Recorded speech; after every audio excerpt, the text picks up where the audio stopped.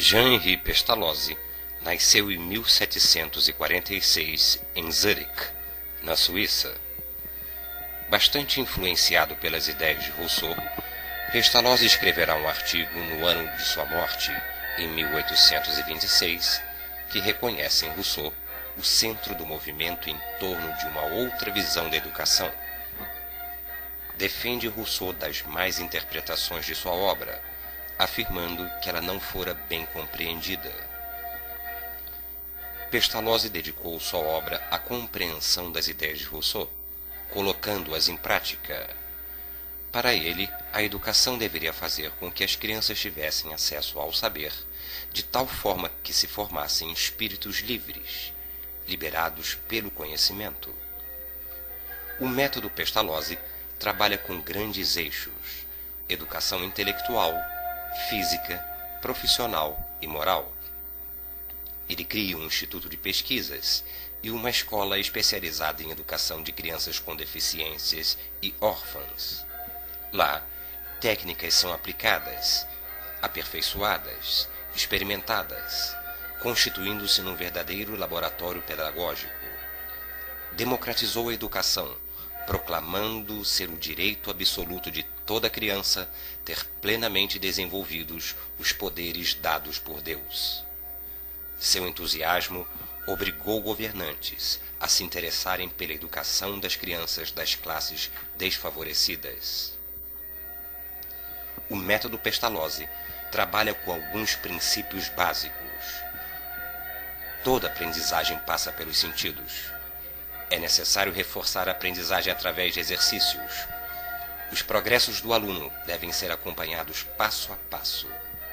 A atividade da criança deve ser incentivada, oferecendo-lhe oportunidade para ação, iniciativas e criação. A criança deve constituir sua autonomia intelectual e moral, aprendendo a aprender. E os educadores também devem ser educados. Para Pestalozzi, a educação se constrói numa tensão permanente entre os desejos do homem natural individual e o desenvolvimento da natureza humana universal.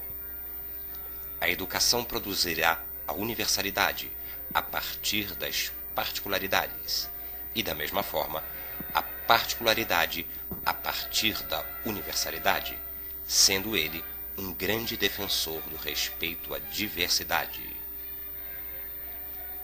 Seu método preconizava: as turmas eram formadas por menores de 8 anos, com alunos entre 8 e 11 anos, e outra turma com idades de 11 a 18 anos. As atividades escolares duravam das 8 às 17 horas e eram desenvolvidas de modo flexível. Os alunos rezavam, tomavam banho, faziam de jejum, faziam as primeiras lições, havendo um curto intervalo entre elas.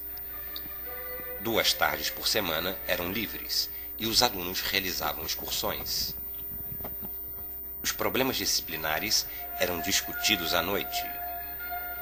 Ele condenava a coerção, as recompensas e punições.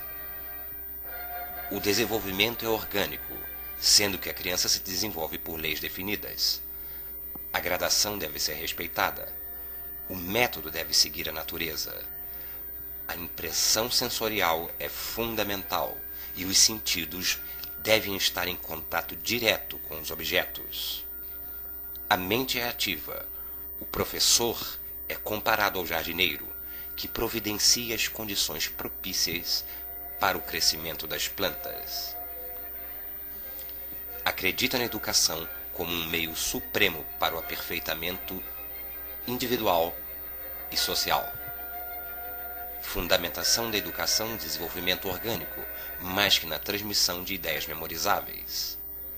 A educação começa com a percepção de objetos concretos e, consequentemente, com a realização de ações concretas e a experimentação de respostas emocionais reais.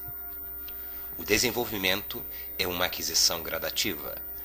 Cada forma de instrução deve progredir de modo lento e gradativo. Conceituação da disciplina baseada na boa vontade recíproca e na cooperação entre aluno e professor. introduz novos recursos metodológicos e deu impulso à formação de professores e ao estudo da educação como uma ciência. Para Pestalozzi, a educação escolar é um complemento da educação familiar e um meio de preparação para a vida. Pode-se dizer que ele psicologizou a educação, pois um século antes do surgimento da psicologia infantil, ele descobriu intuitivamente os princípios caracterizadores da educação nova. Posteriormente, a psicologia confirmou experimentalmente suas afirmações.